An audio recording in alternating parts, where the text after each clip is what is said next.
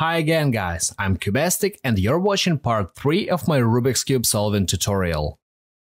In the previous parts you've learned how to solve the first two layers. I'm sure you can do that, but if not, you can rewatch previous parts anytime and brush up all the algorithms. Our next stage is gonna be solving the yellow cross, and we need to do that keeping everything we've done before. So we need to make a yellow cross.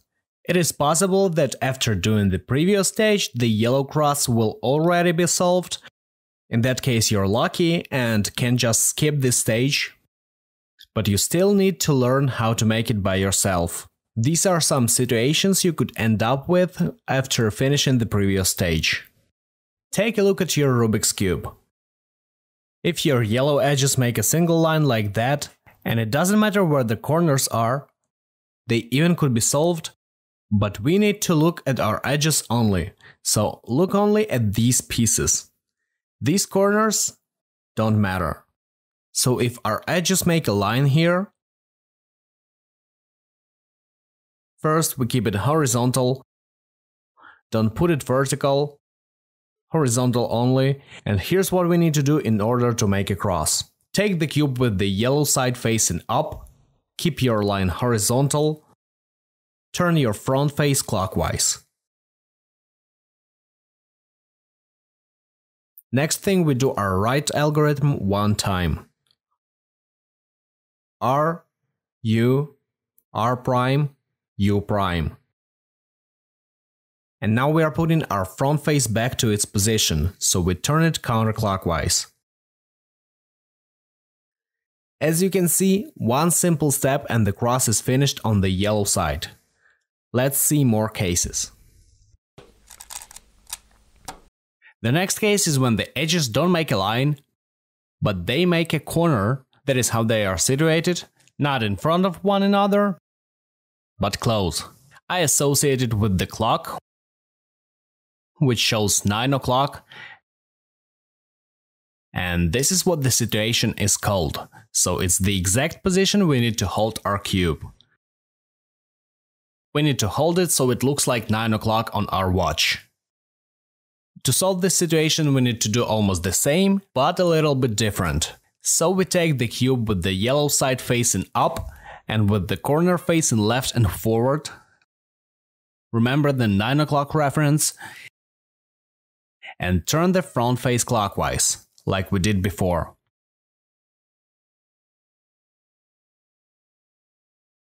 And now we also do the right algorithm, but this time we do it 2 times. 1, 2, 3, 4. 1, 2, 3, 4. And return our front face. Turn it counterclockwise. As you can see, the cross is solved again. One more possible scenario is when, except this center, there's no yellow edges on the yellow side. To solve this case, we need to do the same algorithm like with the 9 o'clock. Let's go. Front clockwise, right algorithm 2 times. 1, 2, 3, 4. 1, 2, 3, 4. And return the front.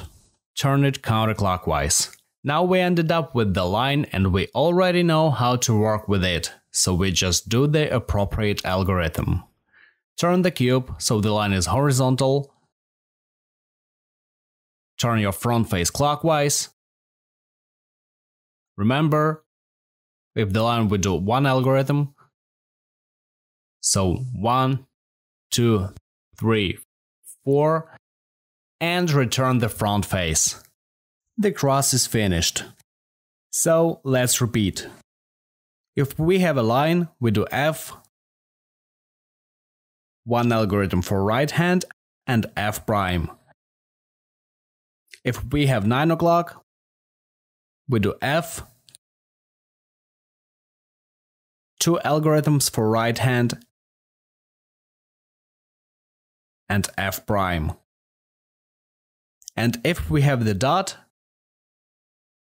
first we do F, 2 right algorithms and F prime, Then we turn the cube so the line is horizontal and do the algorithm for this scenario. F1 right algorithm and F prime. If the cross was already done on this side, we just skip this step. So the next step, which requires special focus. After the yellow cross, we need to work with our edges and put them on their places. Let's see what the correctly solved edges should look like on this stage. So we have the yellow cross and the corners around it, and if you watch closely at their colors, for example this one, yellow, red, green, this corner is located between yellow, red and green centers. It means that the corner is on its place. Let's check one more. Yellow, green, orange is between yellow, green and orange centers. This corner is on its place as well. The next one. Orange, blue, yellow is between the orange, blue and yellow centers. And the last corner, yellow, blue and red is between yellow, blue and red centers. That's the position our corners should be at. And it is done by the same algorithm you already know really well. Let's take a look at the unsolved corners. With the finished yellow cross, we need to find a position for the up face, so at least two corners are on their places. Let's see. Yellow, blue and red is on its place. The rest three are not. Their colors do not match. Let's find another position. Turn the up face and look again. One corner, which is orange, blue and yellow, sits between the orange, blue and yellow centers, so it's there. The second corner doesn't match. The third one doesn't match. And the fourth one matches the centers. So this one and the first one are on their places. Let's look into this scenario when two of our corners are on their places and two other ones aren't. First, take the cube so the corners which are on their places are near your left hand. These two should be swapped. This is how it's done. Repeat the right hand algorithm 3 times.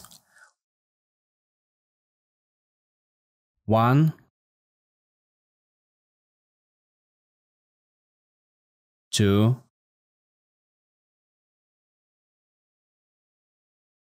3. Then we turn the cube and do the left hand algorithm 3 times. 1, 2, 3, 4. 1, 2, 3, 4. 1, 2, 3, 4. So we did the formula. Let's see what is different. Let's put at least one corner on its place, and if we take a look at all the other ones, all of them are between their centers. I repeat that this algorithm swaps two corners on the right. So here we should put the correct corners, and after we do the algorithm, 1, 2, 3, turn, and the left hand, 1, 2, 3, then all the sides go to their places after we turn the up side. There's one more scenario. When we have two corners on their places, red, blue, yellow, and green, yellow, orange, but they are not on one side, they are located diagonally, like here. In this case, we do the same algorithm, but 2 times. So we start with our right hand, 1, 2, 3, turn the cube, our left hand, 1, 2, 3. As you can see, our corners changed their positions, and if we turn the up face, now 2 of the corners are on the same side, and from now on you already know what to do. We need to swap the corners on the right with the same algorithm. 1, 2, 3, turn the cube, and 1, 2, 3 with the left hand. And now all of the corners are on their places. So guys, this was the third part of my Rubik's Cube solving tutorial. Don't forget to like this video and subscribe to my channel. Also comment if you managed to do everything from this lesson and move on to the next part. And I repeat, if something was too hard or isn't working for you, just rewatch the tutorial more careful. And if you already know how to do everything from this tutorial, just go to the next one. I'll be waiting there.